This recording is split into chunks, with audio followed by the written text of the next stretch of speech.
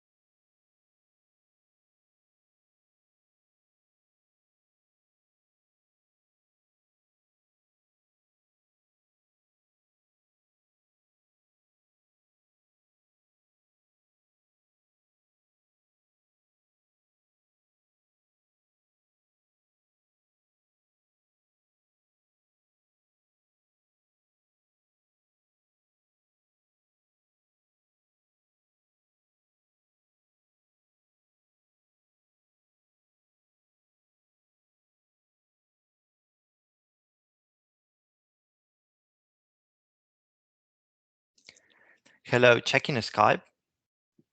Checking Skype. This is the English interpretation channel on Skype.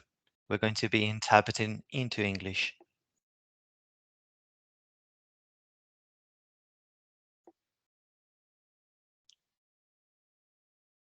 If you can confirm on the chat that you can hear us on the English interpretation channel on Skype. Hello, we're going to continue with English interpretation on Skype right here. Okay, thank you for confirming that you can hear me.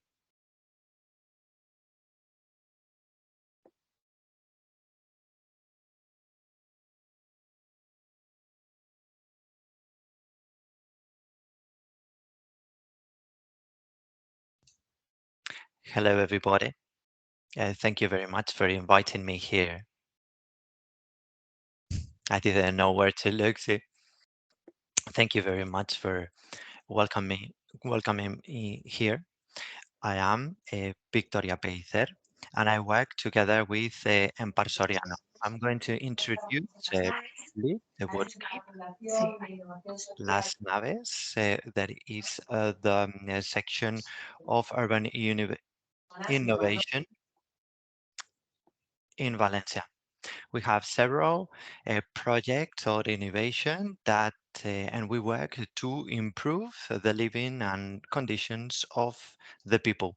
We work in different areas and in different subjects. If you go on the website, you will be able to see the different things we work on.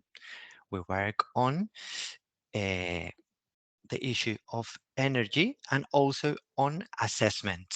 Therefore, we assess public policies. Empire is the responsible of working with public policies in a specific. Eva will join us afterwards. I'm just going to talk about nature-based solutions. We have designed this project on the framework of Grow Green. We wanted to develop a tool that allowed us to measure the impact of energy poverty on the well-being on people. We weren't looking to have an exact number. We wanted to look into what the impact was going to be. Therefore, we created this project or tool. Today's intervention or session is going to be structured as I will show you. We don't want to be talking for an hour. So what we're going to do is to talk about the framework of uh, energy poverty first. I know that some people here in the room have already been involved on the project. However, we wanted to have more people who hadn't been involved in it. We're going to show how the project has been created and how it works.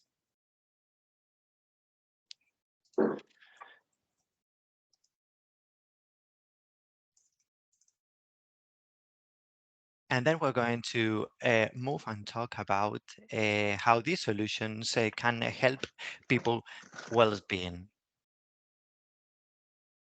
Although we are both wearing a white shirt, we are not wearing any uniform, okay? All right, let's start. Um, for those of you who already know some things about energy poverty, welcome here. It's very nice to have you here. And for those of you who doesn't, I'm going to give you 7 key ideas of this project. We're going to talk about the definition, the multiple causes, different indicators.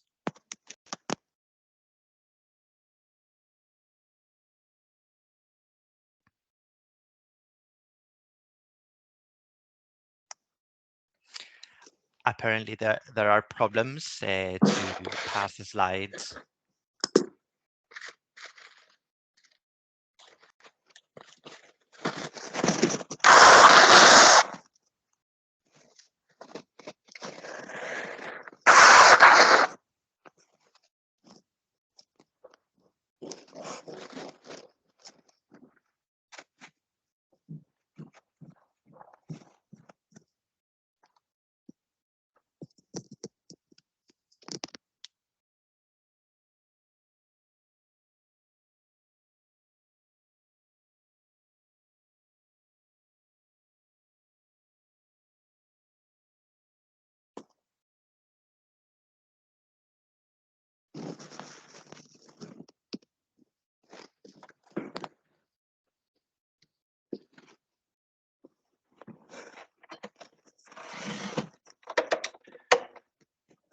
When we talk about energy poverty, we think about the definition. There's not official definition. Well, there's one that is European and one of the Observatory of Energy Poverty, which uh, it's called EPAC. In case you want to Google it, it is called like that, EPAC. What the definition, more or less, it's a situation in which a household is unable to achieve sufficient levels of energy services such as lighting, heating or cooling, and the use of home appliances.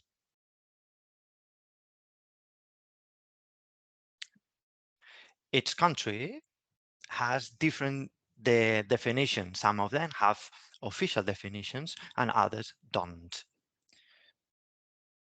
The definition of Spain is a little bit more limited.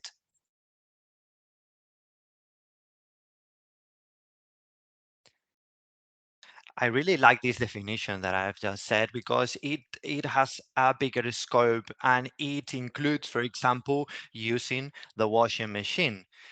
It is not strictly linked to one thing, to electricity or to light, right? It is also linked to home appliances and their use and the heating. Therefore, there's not a consensus on the definition, but more or less all the definitions include the idea that this energy poverty includes the idea of the basic needs that we have. There's quite a debate on the causes of energy poverty. Before, they said that it was because of a low efficiency of a household, because of the high price of energy, and because of a low income of a family. These were the basic three key ideas linked to energy poverty before. However, now this has been extended.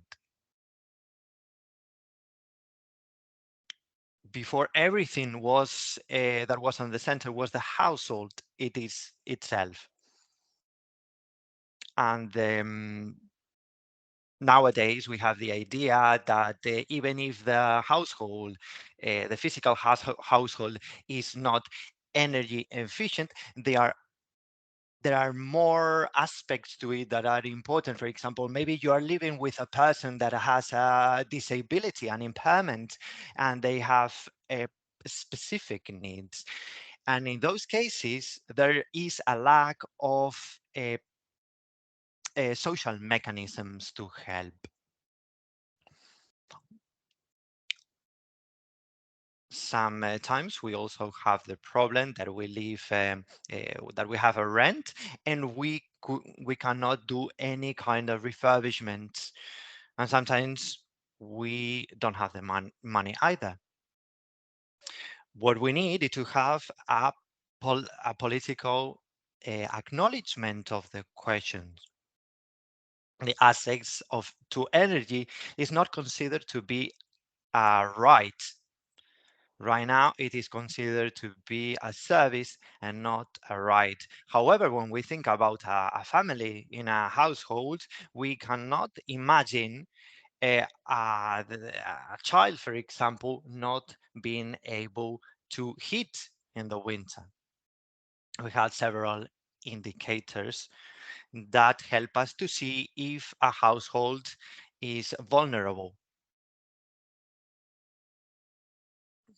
Here I have the four key ideas. There has been a recent report. I didn't want to add more complexity to the presentation. There are sometimes several things that are objective and can help us to see if a household is vulnerable, such as the temperature, humidity, and then, for example, the percentage of income that we use to pay utility bills. But we also take into account any debts that we may have. So there are several questionnaires that ask people whether they feel cold at home or have any other issues. There are some households that do not have a lot of expenditure on energy, and we may think that they don't have any problems. However, the reality might be quite different. Therefore, what we need is to have a mechanism to be able to understand and to see the whole outscope of how these people live.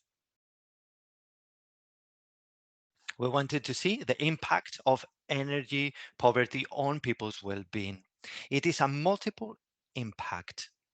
First of all, some people get sick, get a cold, spend the whole winter going more than usual to the doctors because maybe there's a lot of humidity in their house.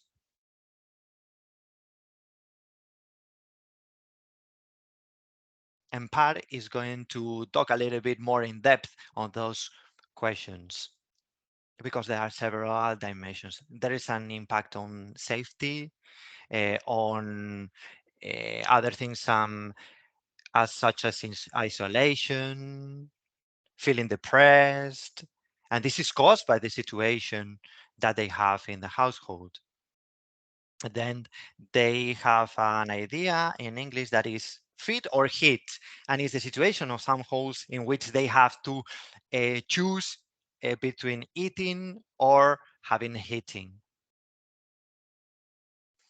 There's also a link to children having problems, for example, to do their homework because they don't have key heating. Sometimes maybe they cannot go to class, etc., etc. Then there's also a link of energy poverty to employment,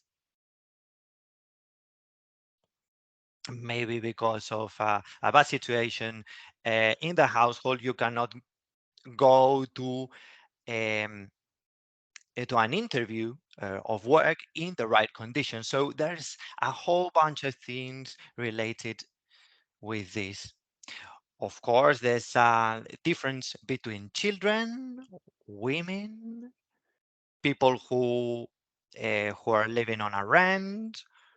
So the possibilities of each one of the persons is not the same. So it is important to take it into account.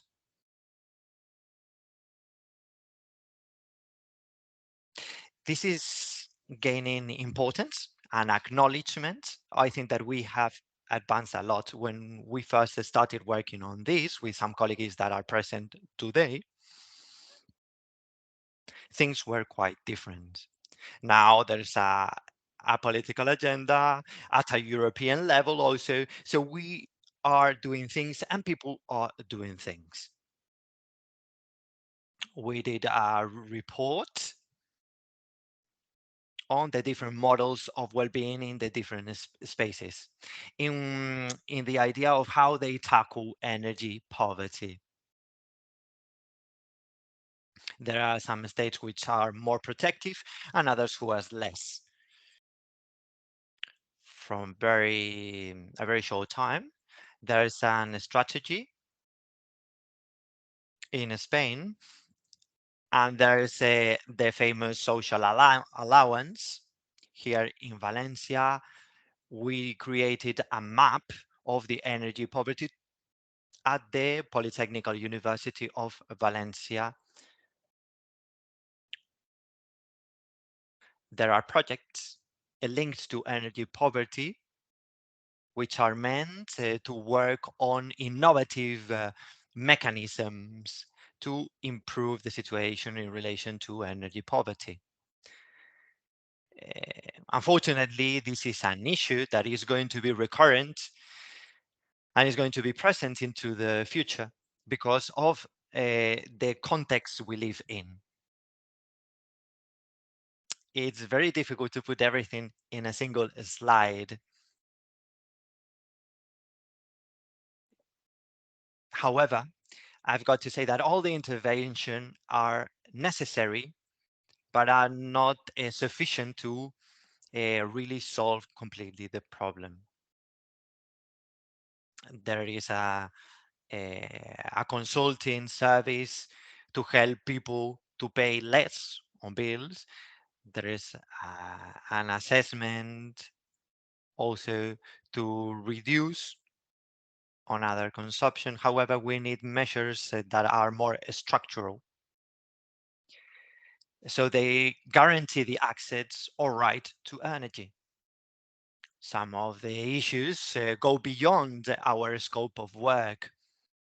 For example, talking about the electricity market, we can ask ourselves how it should be better to fix a set price. But the idea is always the same, that all the households have the minimum energy to have decent living. We need to have a plan to tackle debt. If we have a debt, first, we need to solve that issue for then being able to change the rent contract or many other things. This is an issue that needs to be acknowledged, tackled, and for that matter, we need the collaboration of all the players. Then it is also very important to use the renewable energies, and we need to have projects that install the structure of the renewable energies. Sometimes there's the problem again of not being able to make the installation of the necessary structure. This is another basic right. And if we have all these things, we can improve on health and there's our social situation. So I'm going to finish up here, and I'm going to give the floor to my colleague so she can explain the tool that measures the impact of everything I've talked about.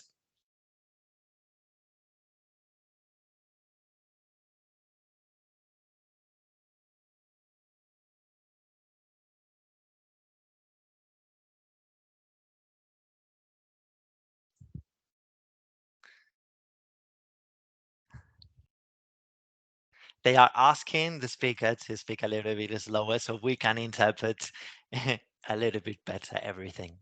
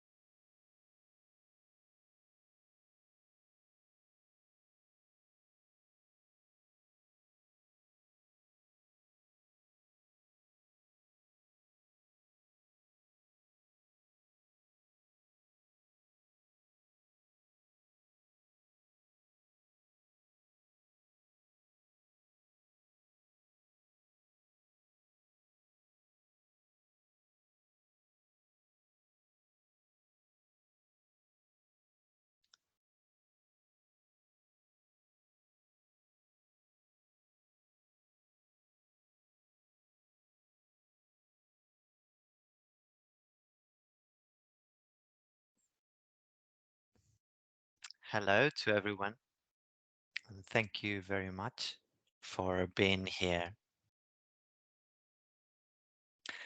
Thanks a lot also for the interest that you have showed.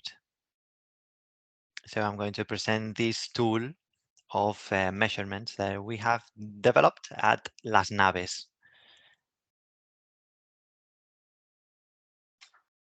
We are not the only ones who have been involved in this project, Victoria and I.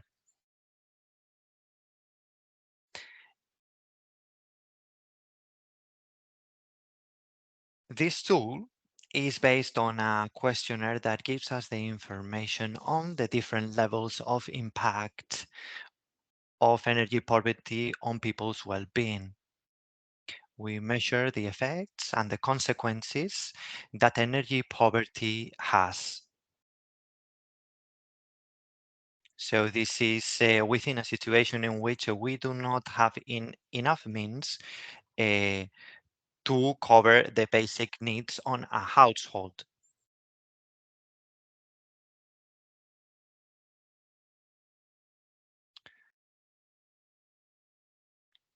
On top of everything that Victoria has said,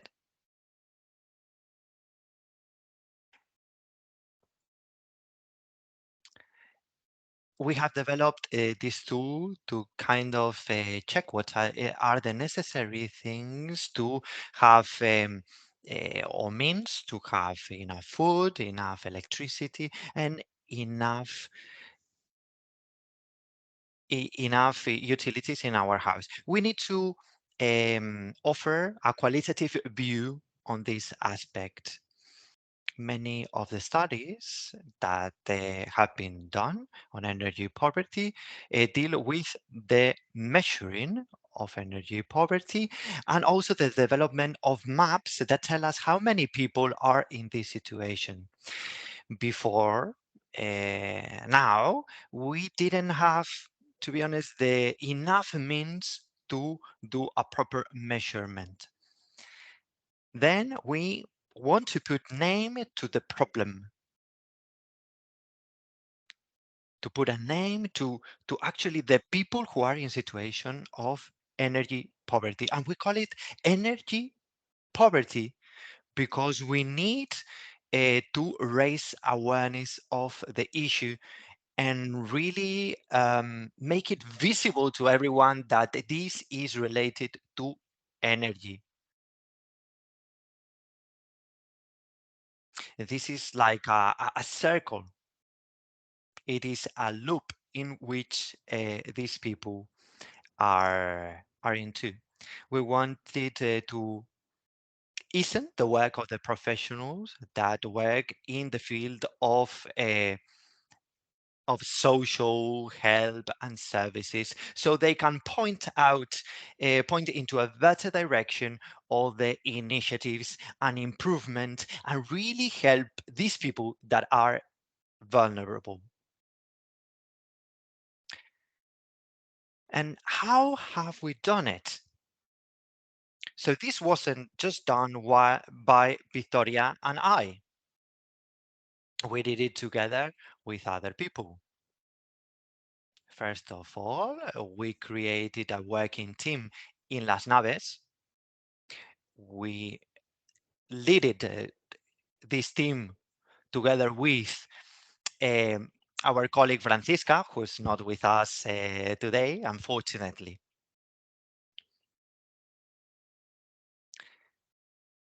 Therefore, we created a team of different professionals from different fields.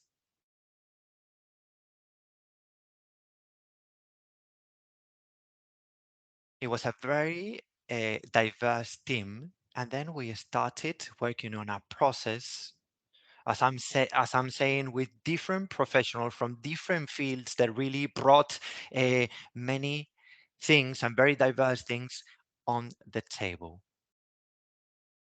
Some of these professionals work with people without a household. So therefore, they worked in this with these people that really had this situation of energy poverty.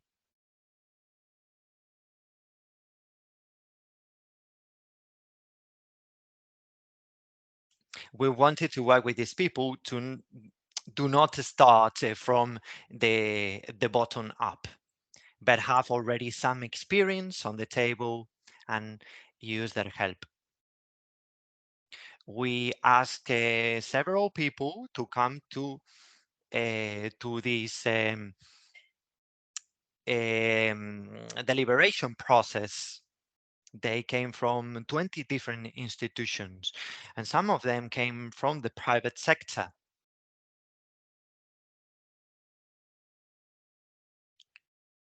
We met with people who work in things related to civil society also. And as I said before, these kind of people work and are in contact with people that are in situation of energy poverty. Also, we also asked to come to people from the administration. Then we also worked with people from different departments of several universities. The Polytechnical University, the UPV, also took part in this. We gathered all these people from all these different institutions from various sectors, and we developed a series of workshops. We mixed different topics so as to define the concept. So it was more than looking into the challenge. What we really wanted to do was to define the concept of well-being.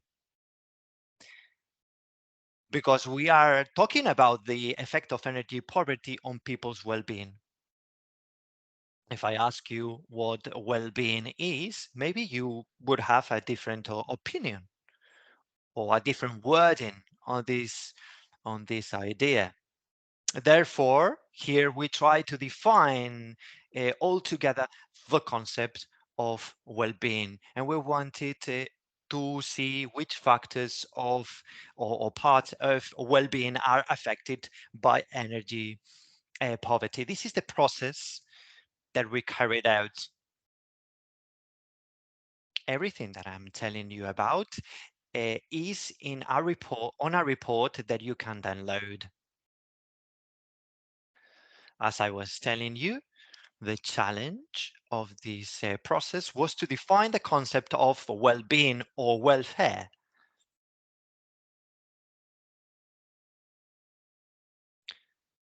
All of us who took part or were involved in this process did this. And here on the screen, you can see the different dimensions of welfare. These are all the factors that are linked to welfare. And and this is linked to all these people that have these different situations or these different factors that affect them in their life. We divided everything into on 5 dimensions. We consider that these are the 5 main dimensions. The first one is health, second one is access to goods and services, then decent houses, occupation and social mobility, and finally, involvement and social relations. Energy poverty has a big impact on well-being and our access to food, water, communication devices, for example, being able to connect to the internet, also to home appliances, because if we don't have a fridge, we cannot keep in good condition our food, and we cannot cook certain recipes that would be healthier. And these are just some examples of everything that is involved in all of this. As you go along and talk with many people, you begin to understand the seriousness and the scope of this problem. This also has an impact on training and education, because a child comes in winter home at 8 p.m. He or she is going to be cold if you don't have heating in the household, so maybe they cannot do their homework. This is going to have an effect on the long term in their evolution in education and training. This is what happens as well in regards to housing, in regards to work, and the involvement that they have. If I don't have my basic needs covered, I don't have an ability to take part, to get involved in politics, in social issues, etc., etc. We don't want to make it long, but because the interesting part was for you to ask us questions. And well, as I said, you already received a report. This is a document you can download from our website. About the questionnaire, the survey, this is the fruit of all the work. This is our tool. As I was saying, it gathers questions on these 5 main dimensions of well-being. There are 38 questions. 8 of them are ranking questions.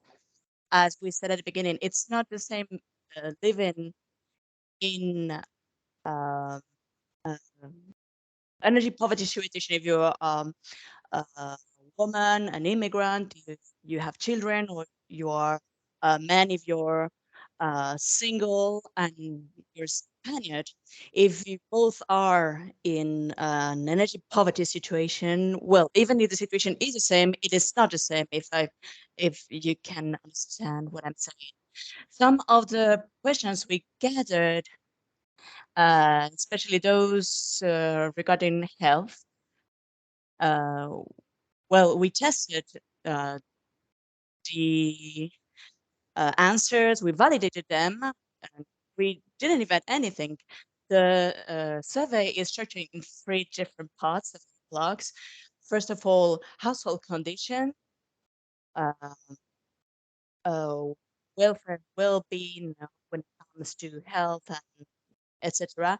And the last questions are ranking questions. And in that manner, we can point out what are the most vulnerable groups. The logical thing will be that well, that every dimension has the same amount of questions, such as 5 questions, whatever, but that was not possible. So for each dimension has a different amount of questions because we needed to develop some topics. And so the ranking for and the points um, given to each question are different. So this is how the survey looks. This is for you to have a look. We have every kind of question. This is not a test survey. N- Not all the questions are yes or no question. They have different kind of questions. And as for the calculations, as there are 5 dimensions, as I was saying, and every dimension has different questions, different amount of questions, that is. So each question has a different value. We are now designing a tool that could easily automatize all the calculations for the ranking. This is actually not important. It is more technical aspect. If you want to use that survey, just read it and we just explain it to, to them. But the important thing is that the results gathered from this survey will will divide the population in 3 different groups according to the um, situation. They can be rather in a serious situation, a very serious situation, or a severe situation. That's how we call the categories. We might call them a mild situation, moderate situation, but when we wanted to call the different degrees, we needed to them to be everything above serious because being in a energy poverty situation is a very serious situation. So at least you are in a serious situation. So then you have the different rankings according to the points uh, given. And in order to conclude, we want to acknowledge all the bodies that cooperate with us during all the process, or at least at some point in the process. Uh, as you can see, a lot of actors intervene in the development of this survey. They come from very different sectors and worlds, and that made possible to enrich our survey, and we could take everything into account, all the dimensions, any variable that could impact an energy poverty situation. That will be all in my behalf. And I think that if the people attending this this talk have any questions, well, this is the time. Thank you very much.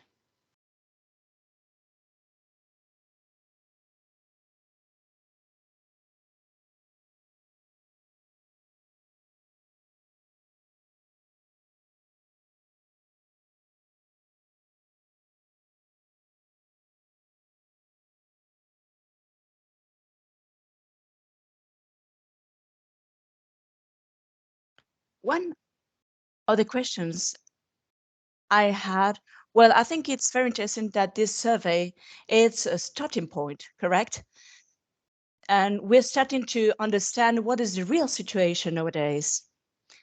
And we are advancing in different dimensions, as you mentioned, and we can have a look at the picture, at the main picture, at the context. But do you think that with that survey, uh, we can provide some solutions to alleviate energy poverty? For instance, the next presentation is on nature-based solutions. If I make some green infrastructure in a vulnerable part of the city, with that survey, can we measure the impact of that intervention? Well, in that specific dimension, it can be measured because the questions are divided by dimension. And the point is that we should be able to define what intervention should we make. Once you see the main picture and the context of energy poverty of that specific individual, uh, well, you can prioritize some policies on households or on health issues. We can measure and before and then. Um, so we can measure that intervention because we're posing some questions on that dimension. We can analyze and uh, then and after the situation. And then an intervention should not be based on infrastructure, just rehabilitation. Yes, of course, put in order your household, and and that's the work we're doing with European. We developed that tool, and we also identified small nature-based solution that could be helpful to reduce the situation or to alleviate the suffering of a family or of a building. As I was saying, we can put some plants in the balconies or some good roofs in the most deteriorated buildings, and that will improve the living conditions of some families that are in an energy poverty situation. So, in according to that viewpoint, in a general context, we could do that. Yes, of course. But I understand that if we can now measure uh, the situation before and then the impacts of this measure using this survey, we could define afterwards what are the measures that could have the most repercussion, the most impact, positive impact, and that could define some policies based on that dimension. Yes, of course, that's the potential of our tool. It is multidimensional and it allows to develop some intervention. Of course, we're not just based on energy. Um, the tool wants to emphasize all these all the time. We want to emphasize the policy consistency.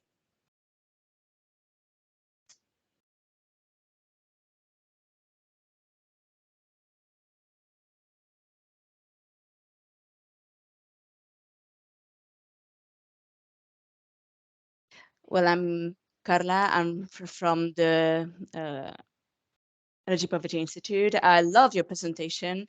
I think, like Elisa, it is a very powerful tool in order to define urban policies for intervention. And my question would be, did you already applied it? I assume that you already applied it at some neighborhood. In the Benicalab neighborhood, there is the Go Green project going on. And do you know any specific district in a energy poverty situation? Would you compare their situation? And I'm very interested in this. And congratulations for this tool. It's a magnificent.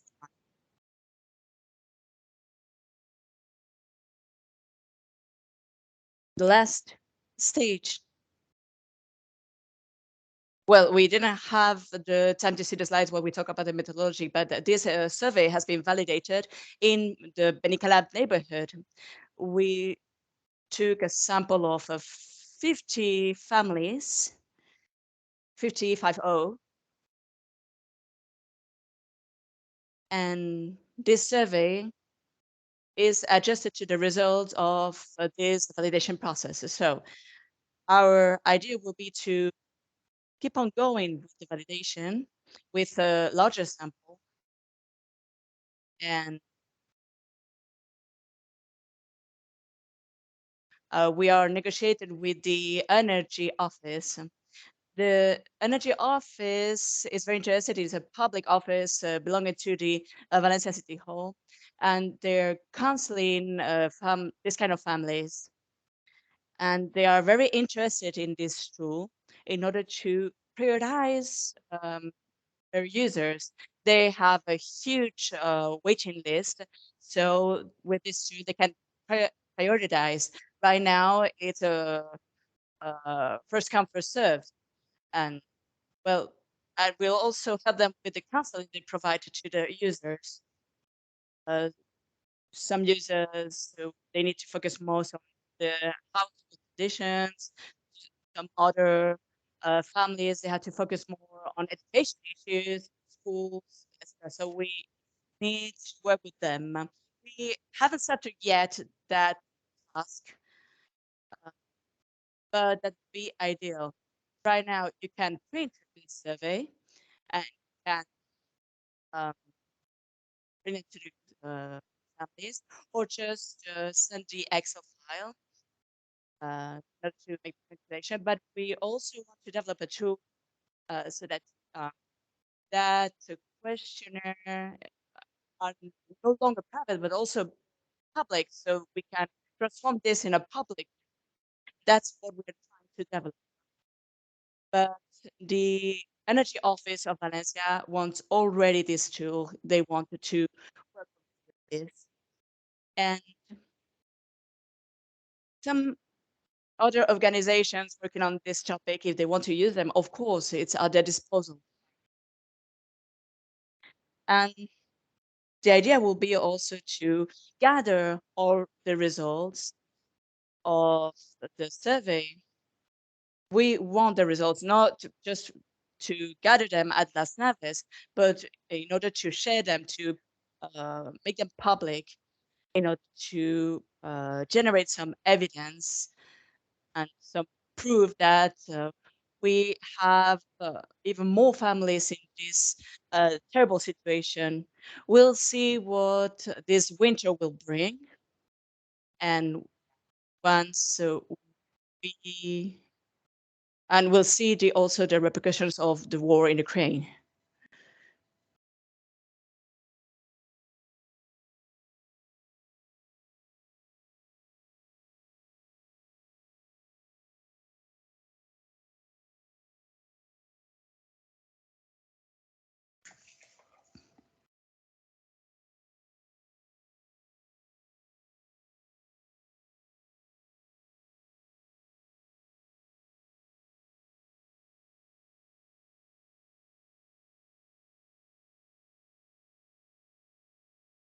Yes, of course, that will be our idea, an online event. I don't know if there's some question in the chat. Of course, everybody is welcome to ask any question.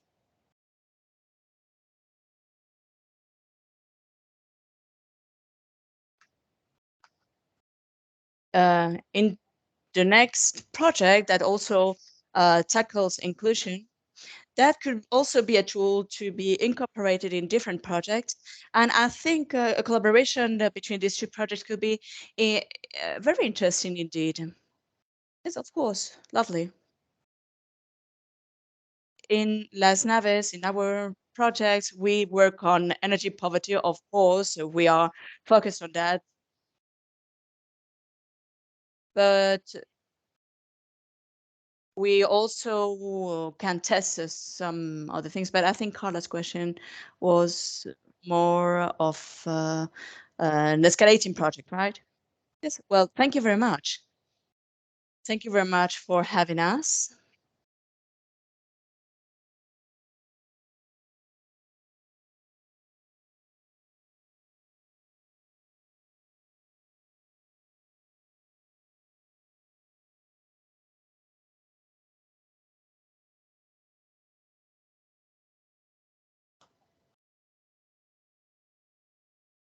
We will now introduce Eva, and she's going to talk about the project of a nature-based solution with the Eurogreen project. As you know, it's already getting to an end. You have the well, thank you very much. I'm here on behalf of Francisca Hipólito, who cannot be here. Well, I think we all agreed on the white shirt. Um, well, not me, but this time I thought about the wearing a white shirt, and I said, well, it's too cold or not, it's too hot. Why I'm saying that? Because with all these big temperatures and this fluctuation, we are all impacted by that. We can see extreme temperatures, um, and this impact is a very strong one, especially on vulnerable population, as my colleague just said. And this population that has no access to heating, or in summertime they don't have air conditioner. So these big temperatures have a strong impact, as I was saying, and my colleagues um, wanted to study what group of population is impacted by that, and we want to bring to the table some solutions. And that's what this project is about. This job, this just environmental justice uh, job and energy justice too, they go hand in hand. We want to study at a technical level, at a social level, at an environmental level. And they have some, and we're doing whatever is needed for that, as my colleagues just said. In the first slide, as you may see, I provided some examples. We have econologies, which is a vulnerable population example provided by the public administration, and they work with public aid. In France, they have some program uh, uh, organized by the uh, public administration and private companies.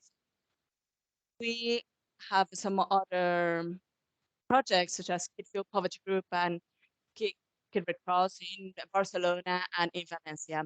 They work in equipment and counseling. They're very useful, but we saw that we need to expand and to work in a more broad way and trying to cover more aspects that could be beneficial. From this starting point, I'm going to introduce the Euro Green project. As I was saying, we need more tools. Um, we have more good um, good tools already, but they're not enough. We need to learn lessons, and those lessons can be applied from the administration or from the private sector in improving um, energy costs, energy savings, and we're talking about heating, air conditioners in households, and so on and so forth. But and this is to reduce the energy bill in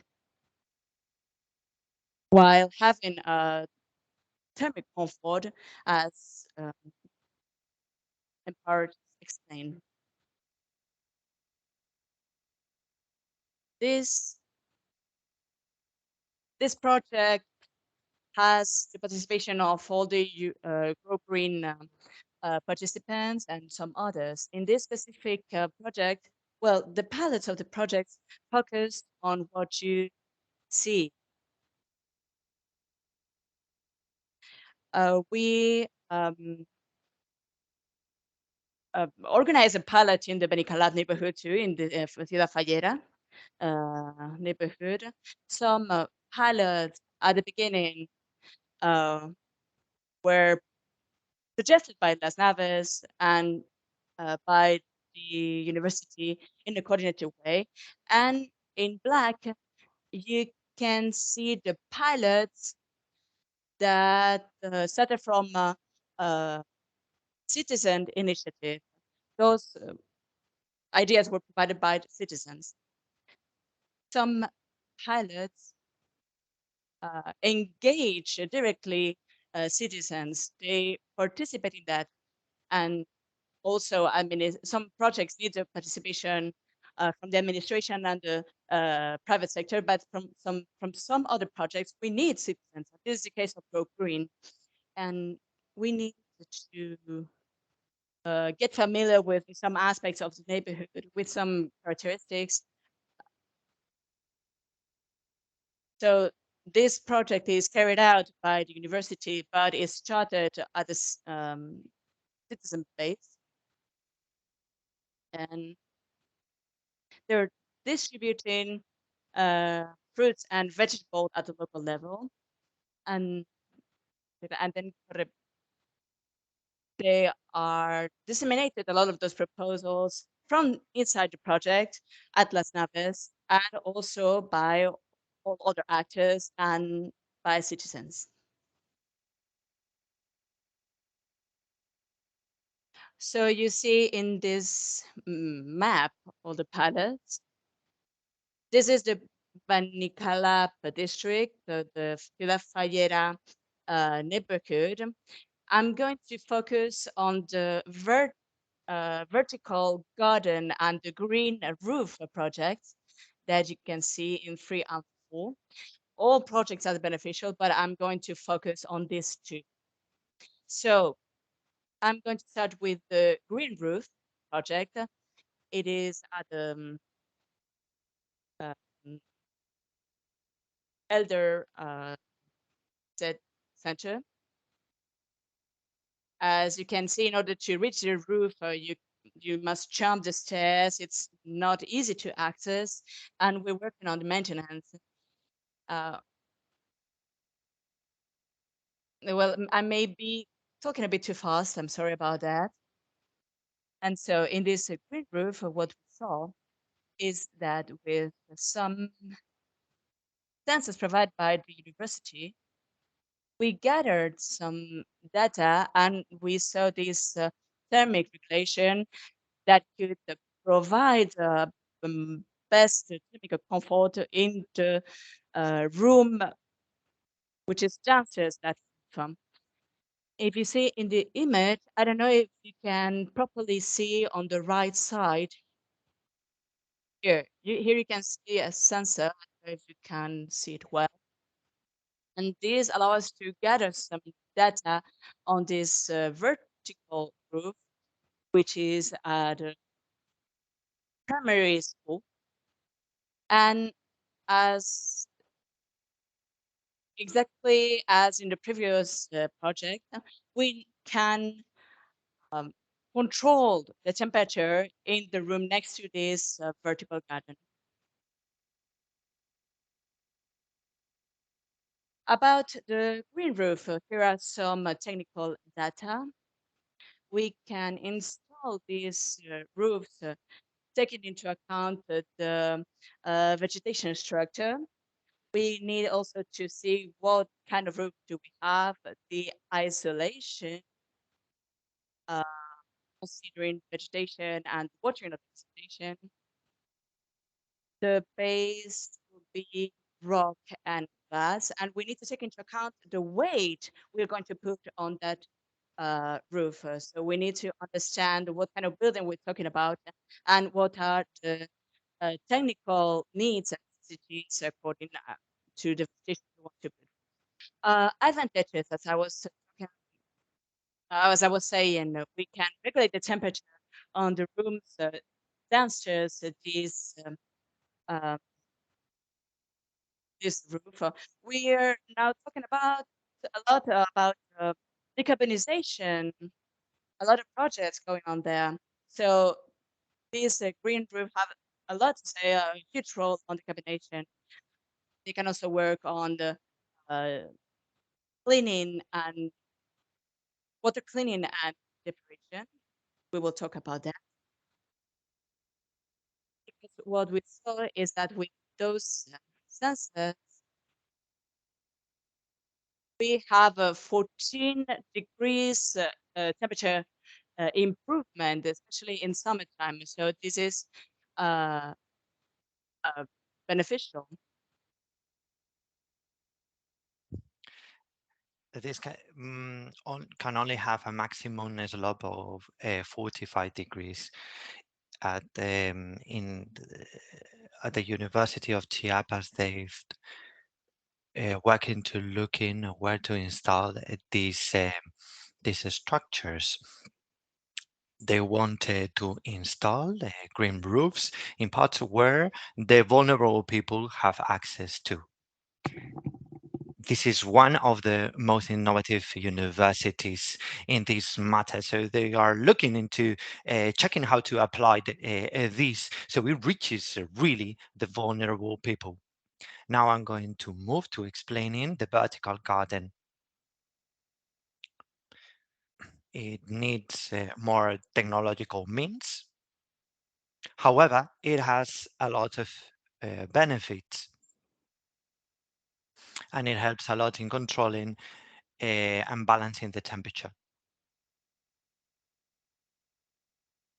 Vegetation should be local. On the one side, this is less costly, and on the other hand, it has less humidity. It also deals with the positive thing of having the diversity on this.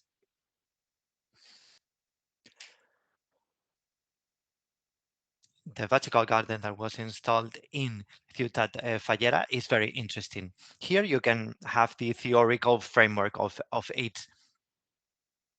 In this center, they installed an ultraviolet light. So the people go and use the bathroom, and afterwards this water is filtered and is reused. The ultraviolet filter filters all the water from the bathrooms and goes afterwards, takes the water afterwards to the vertical garden that also allows the filtration of water. Afterwards, this water can also be used for irrigating the gardens. There's also a small orchard. We need to check the legal terms if we comply with everything so we can use this water to irrigate a public space. However, if not, if that is not possible, we can use it for other matters. What I want to show here is that domestic water and rainwater can be reused thanks to this vertical garden. We can reuse the water. It's a blue solution as well as a green solution.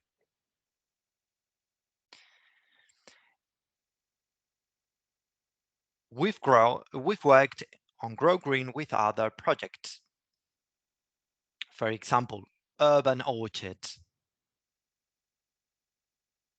There's an increasing number of urban orchards or urban gardens in the city of Valencia. So these nature-based solutions are very important to be taken into account for all the projects that are around the city. There are balconies with vegetation and many other spaces with green areas. Therefore, we are copying nature in very different and various spaces. What we are achieving is a palliation of the carbonization, and also about we are also helping to balance the temperature. These solutions, we want them to come from public institutions, but also from other institutions, for example, green institutions, but also from private ones. All of these are examples of the pilot projects. They are not only here, but in other places. This is present in Wrocław, in Wuhan, and in Sada. In all these places, they've worked with nature-based solutions, and they have implemented all these strategies. Nature-based solutions are known whenever they are linked to saving up on energy. They are most popular if they use these solar panels. However, we must say that this is compatible with other nature-based solutions. Right here on the bottom picture, we can see the solar panels and then a green roof. At the University of Sydney, they are looking into mixing several of these solutions. The studios, the studies that are being carrying out are taking a spade forwards, and we can see that there is a decrease on the temperature thanks to this mixed solution. In France, the legislation requires to work with this type of solutions, the mixed solutions, vertical gardens, together with other solutions.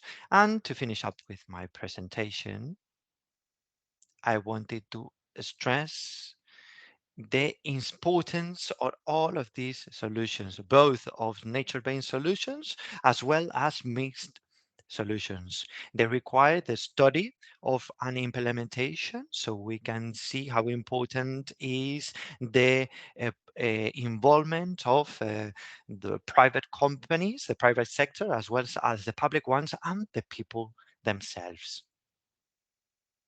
We want to take them to the people so they can get involved into palliating all the problems. We really want to create something that helps to save on energy.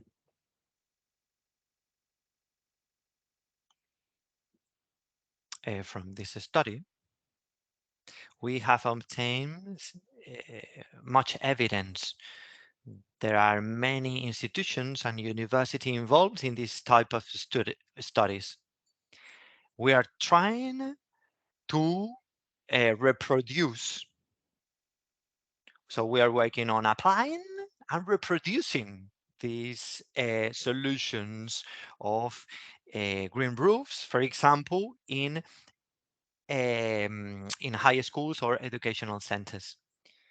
If anyone wants to read a little bit more about this project is going to end in this month of November, but you can go and walk around the pilot projects. This Saturday, there's going to be the opportunity to go to some uh, cross-dimensional workshops.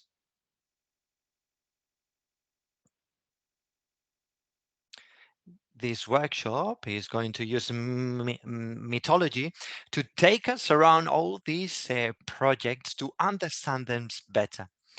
It's going to start at 9:30. So at that time, we are going to be able to have a good scope, a good idea of the project. So with that's all from my side, and I thank everybody for their involvement, for their help, and I open to solving any questions in regard to this tool. Thank you very much. Is there any questions?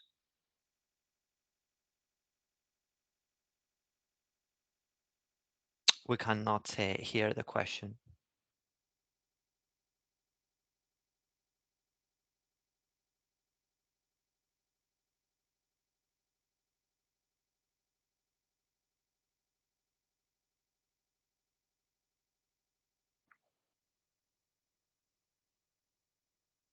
The question is more or less in regards to isolation.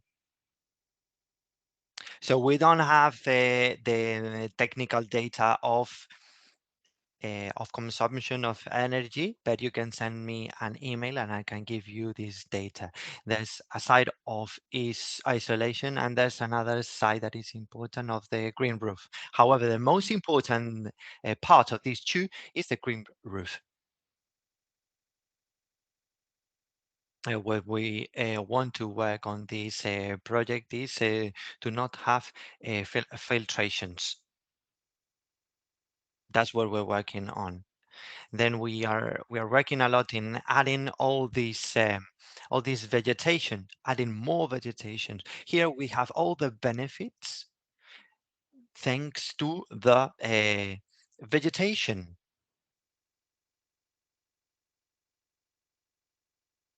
on the pilot project. We used some vegetation in particular.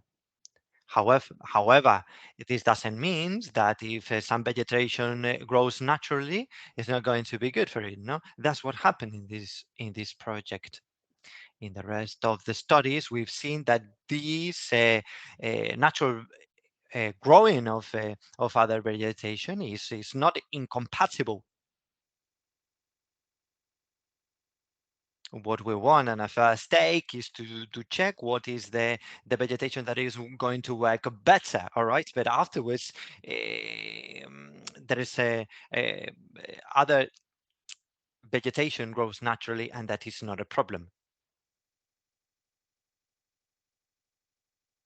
Thank you very much, Eva.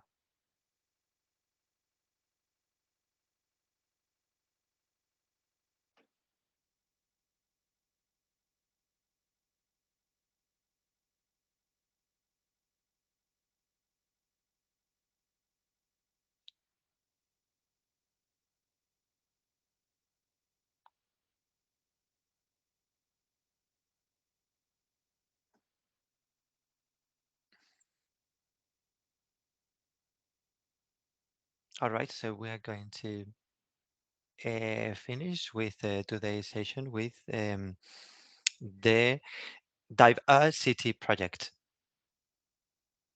We wanted to continue everything that was done on Grow Green. However, we wanted to have a different focus. The main objective of Grow Green was to show from a technical point of view and of monitoring the impact of natural-based solutions in the city. We wanted to provide the tools to show the importance of these structures for the citizens. In this second project, that is the one that I'm going to present, the focus is the opposite. We are presented the citizens with what they need. We're going to try to answer their needs. We try to listen to those who normally don't take part, don't get involved in the decision-making processes, which, who are the most vulnerable ones. There are several categories that are called 6+1 at the European level that define or classify vulnerable people.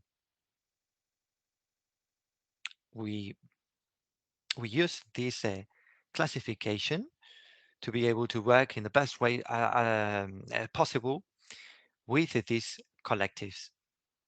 I'm an expert in identifying the impact of this action or these measures of decarbonization.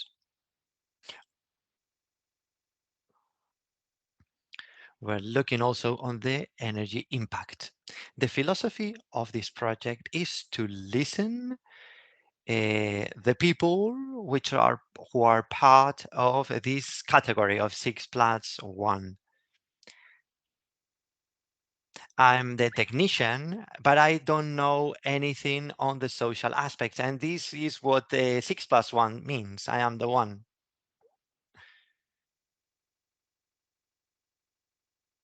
I'm going to start off with the solutions which are based on nature, nature-based solutions.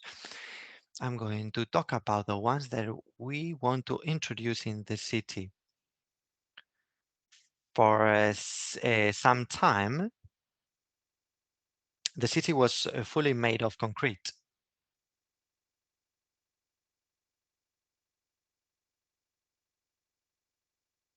The problem of concrete had brought new problems. So we are trying to revert this process and introduce new nature-based solution. We are not nature ourselves. We are artificially introducing this uh, green infrastructure. And that's why we call it like that. This green infrastructure should have a double solution.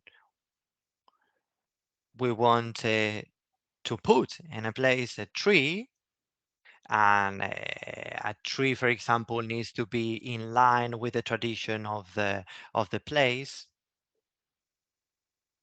and the requirement to plant this tree need to be in synchrony with the resources that we have. But on top of that, we are trying to reduce CO2 emissions. Thanks, for example, to the shadow of the vegetation, it could help the management of the energy or the requirements of energy on a building. The introduction of vegetation can also help us reintroduce the local vegetation.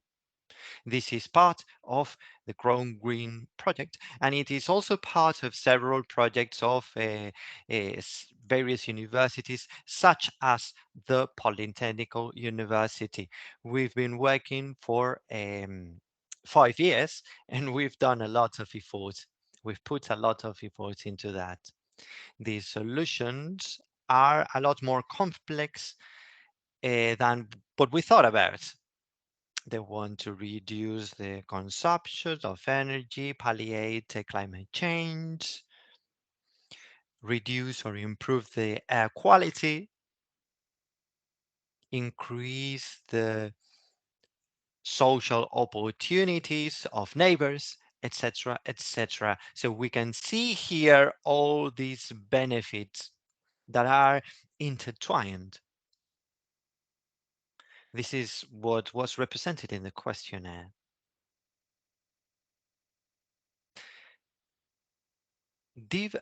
City has as titled The Power of Diversity and Inclusion for Climate Neutral Cities. This is the spirit and philosophy that I want to instill. And this deals with including or engaging the people who have a disability or an impairment.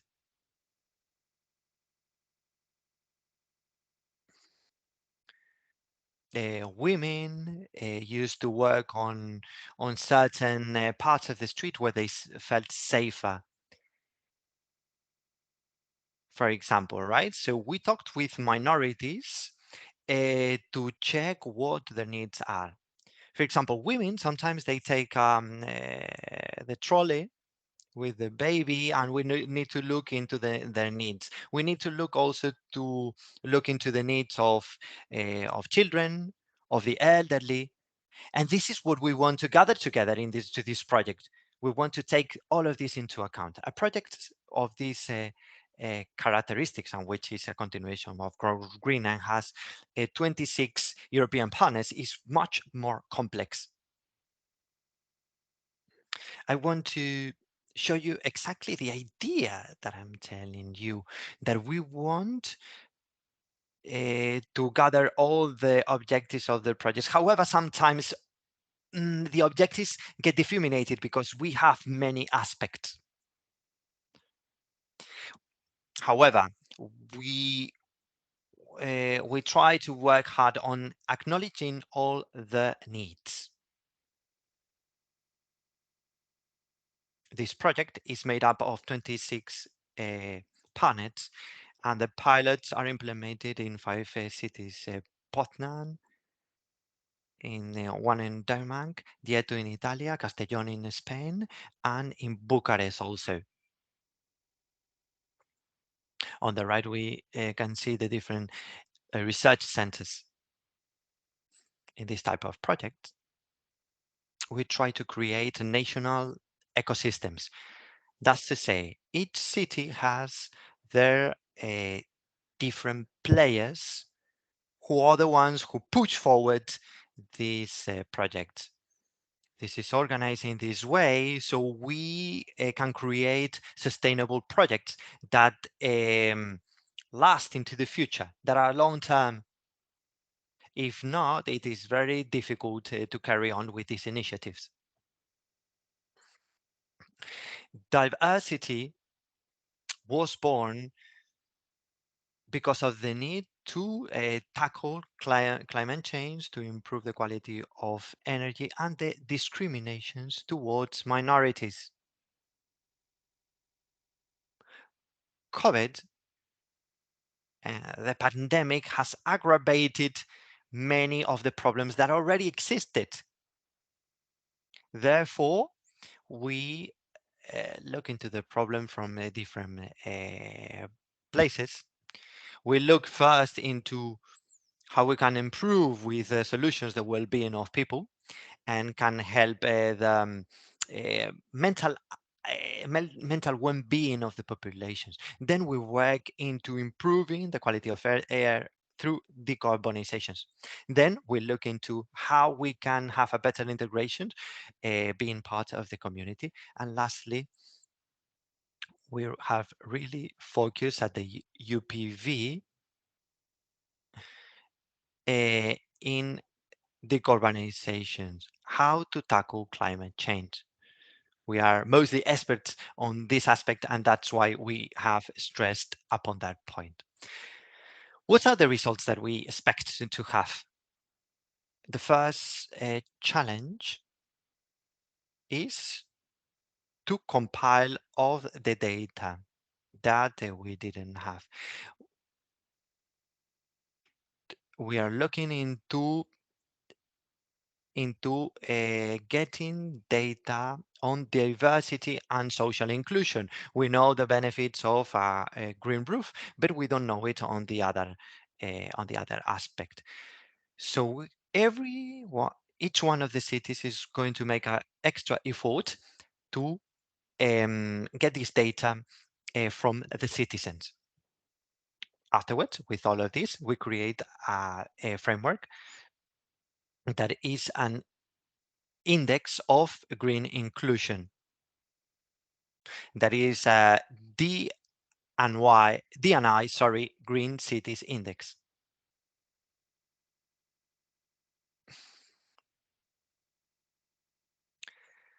The local community would start with a project and then continue with it.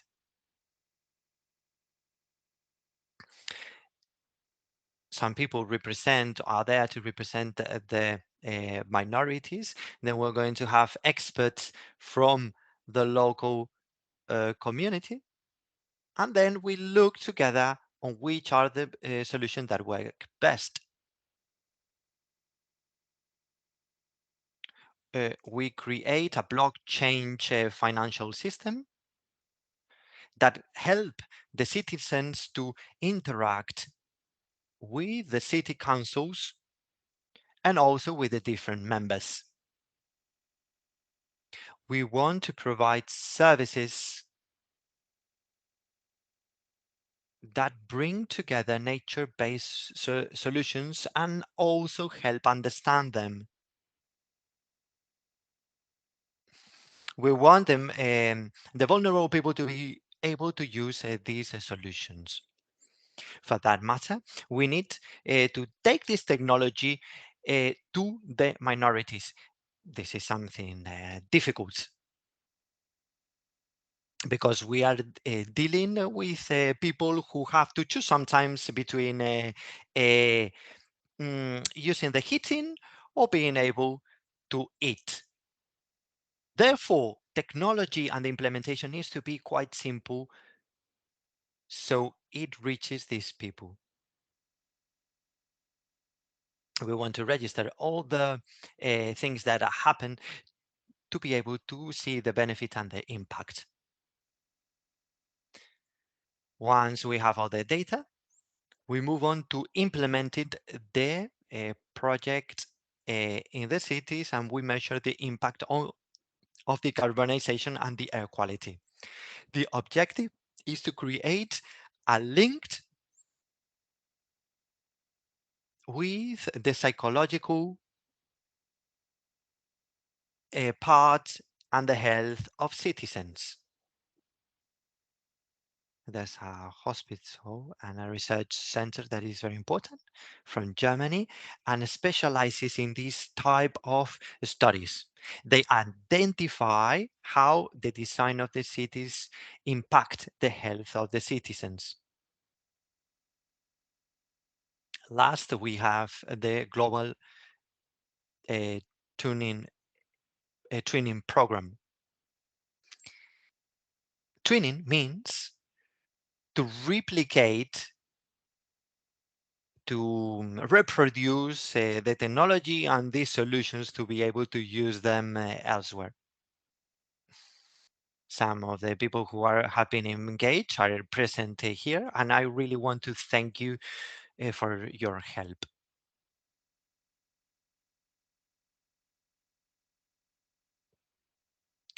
Uh, it's very nice to be in contact with you and to work with you. It is very nice to see how we can get involved together and create projects that have a continuity eh, in the future. It's a pleasure to be part of this. This twinning, this brotherhood is going to be expanded with our twin cities, right? One of the cities is going to be Sydney, another one's at Shanghai, and there are going to be many others.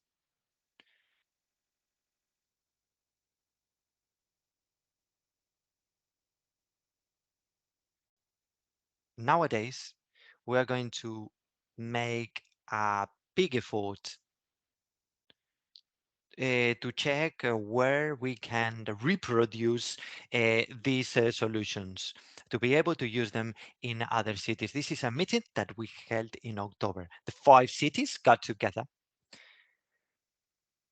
and discuss how they were going to involve everybody.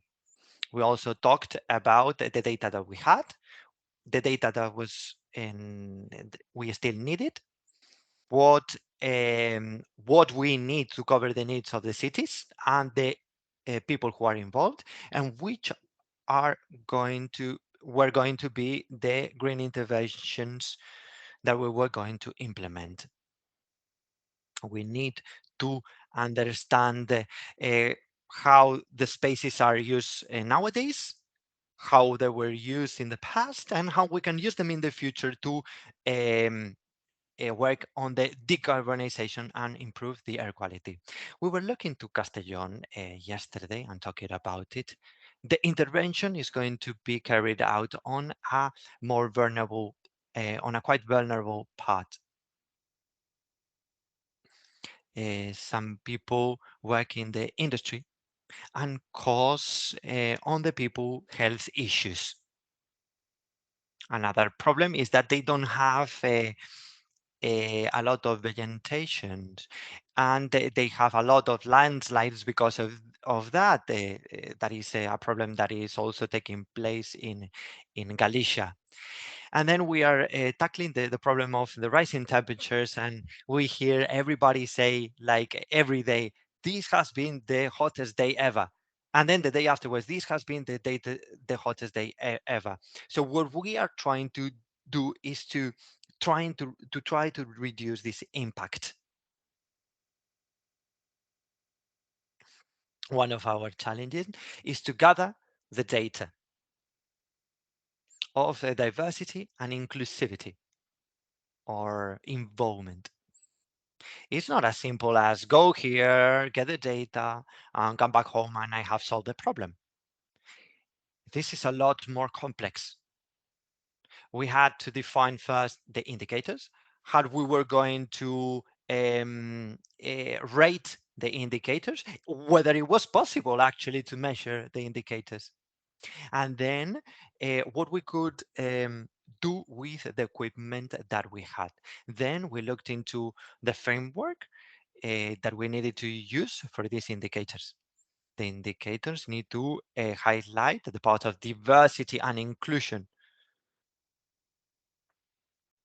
And this is in regards to the decarbonization of cities. This brought us to the problem of the ideal GDPR. Okay, so the management of data, because they need to be anonymous. The process needed to be inclusive also, so nobody was left out.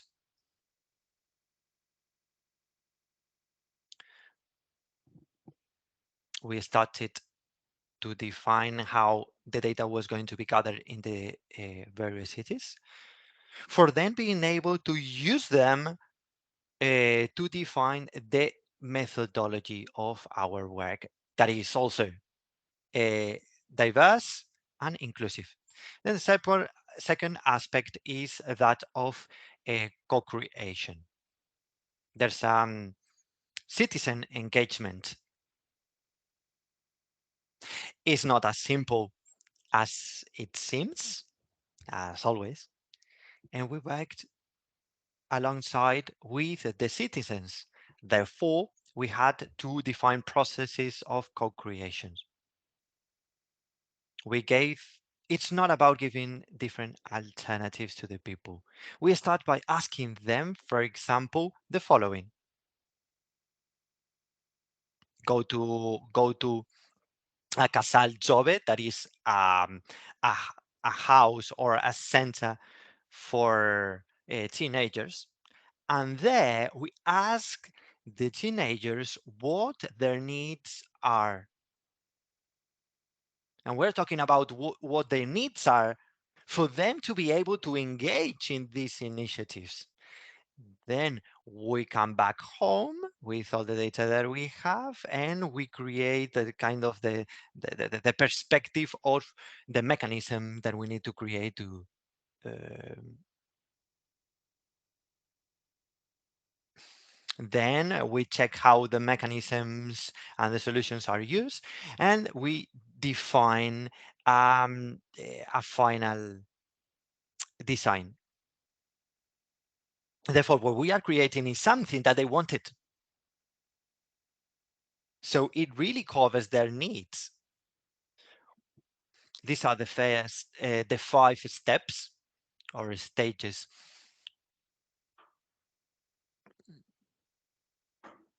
We are adding the common monitoring and the final implementation in this process. These are uh, involvement processes. The different local players are involved right here. We try to include most of the people from the neighborhood where we worked in Castellón. Then we try to involve the educational centers, the public institutions, all the associations, the citizens, and that is within the framework of the city. There are many players, and it's very complicated to get everybody engaged. However, the participation is very important. We have already defined where the interventions are going to be. In Denmark, it's going to be a bigger area. Then we have the part of El Grau in Castellón.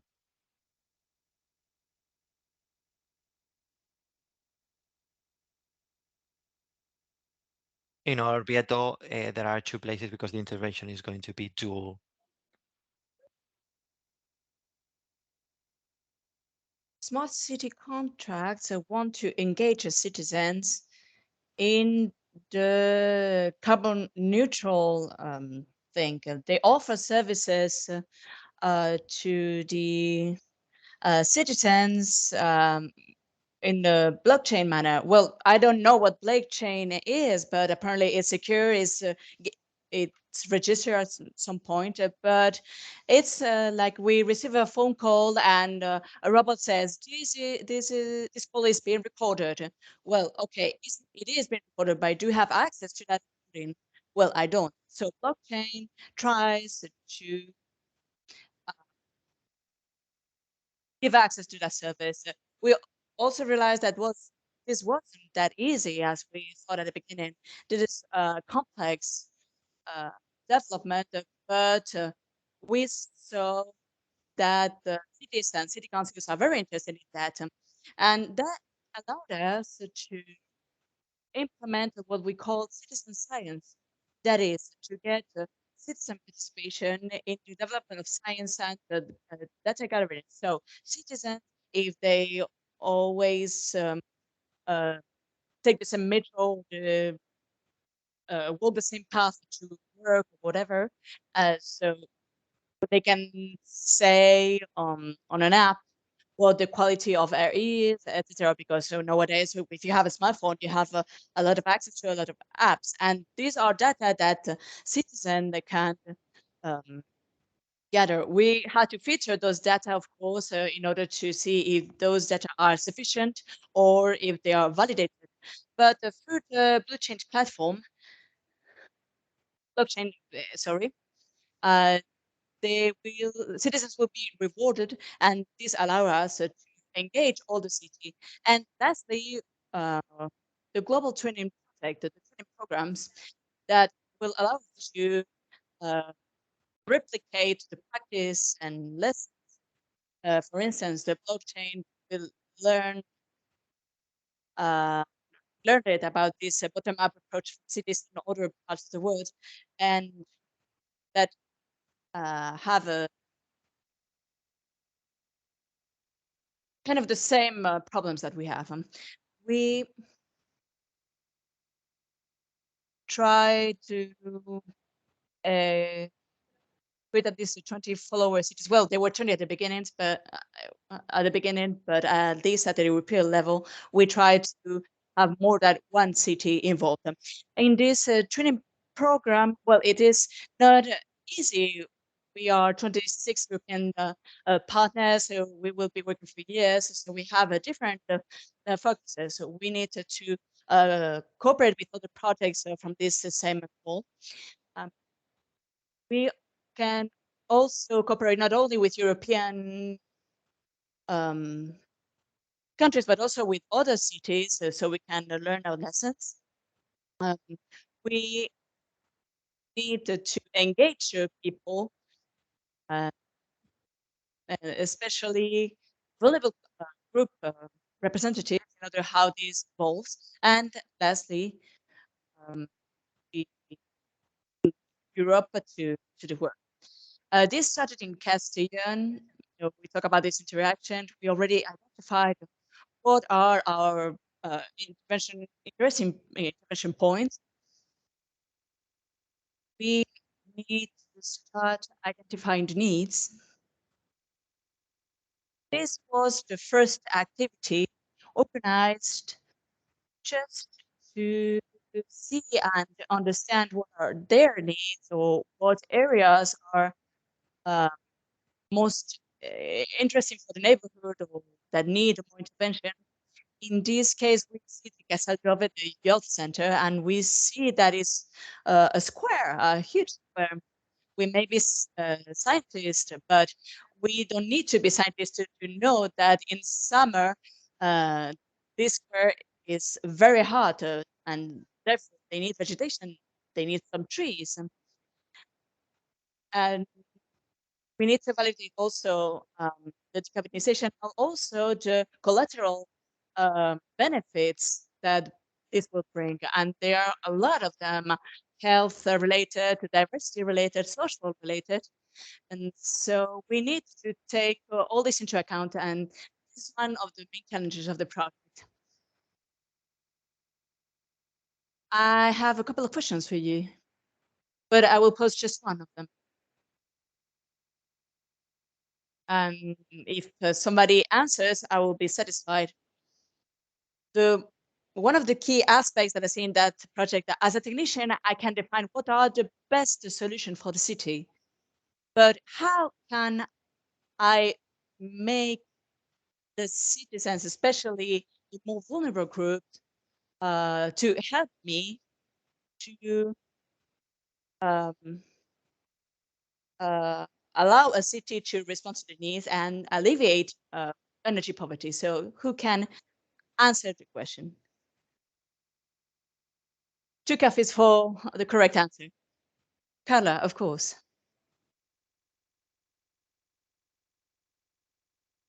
We're sorry we cannot hear the speaker.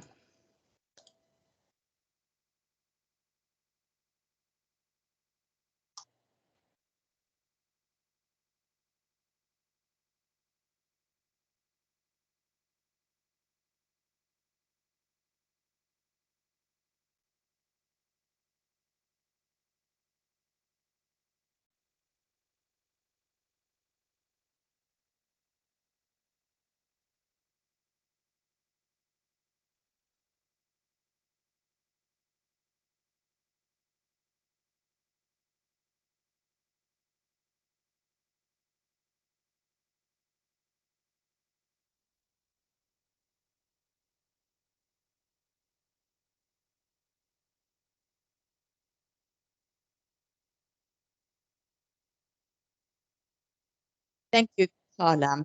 Precisely, my first question was related to that. To, in order to understand if from this survey we can implement all this, we're starting to work on that, and we have an opportunity to evaluate the previous situation and the actual situation.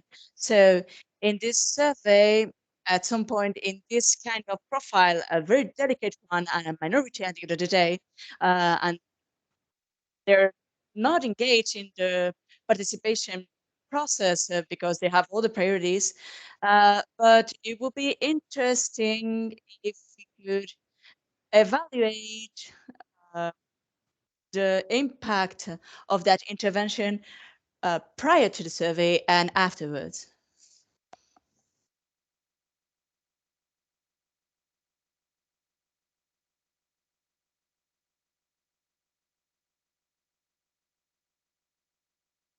Of course, unfortunately, they're always related. The most vulnerable neighborhood, actually, the Grau Valencia is one of the most vulnerable neighborhoods we have in the city.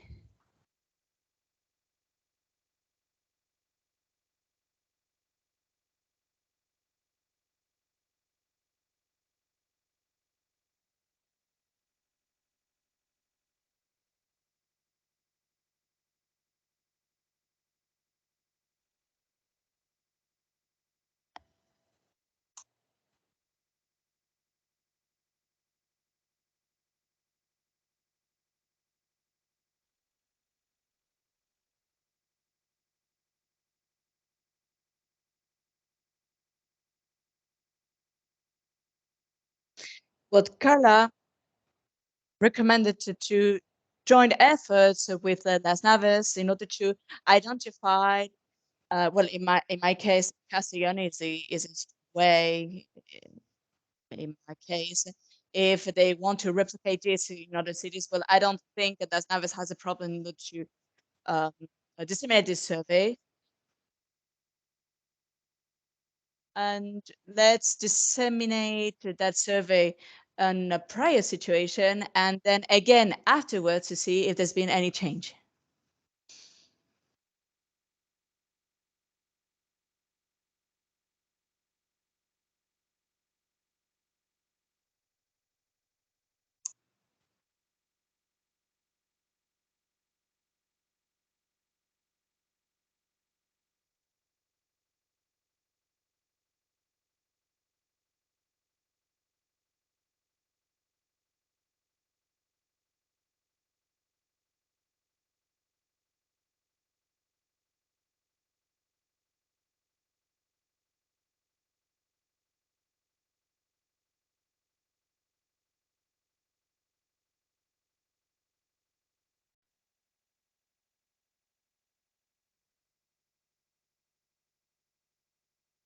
No, but I take good note. And now I have even further ideas.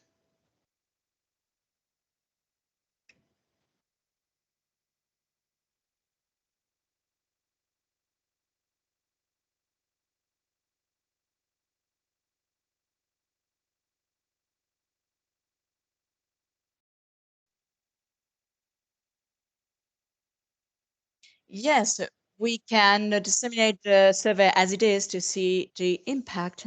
And well, let's leave it here. Thank you very much for your cooperation and for your time. Thank you for sharing this moment at the end of Go Green, but you can see from the Polytechnic University, we will not stop. We always have another project, another activities.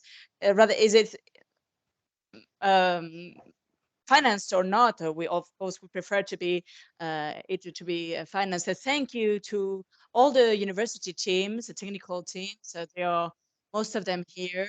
I uh, encourage you to talk to them and to address this topic if you wanted to have a broader idea of what we just presented here in 20 minutes. And with no further ado, I think it is coffee time.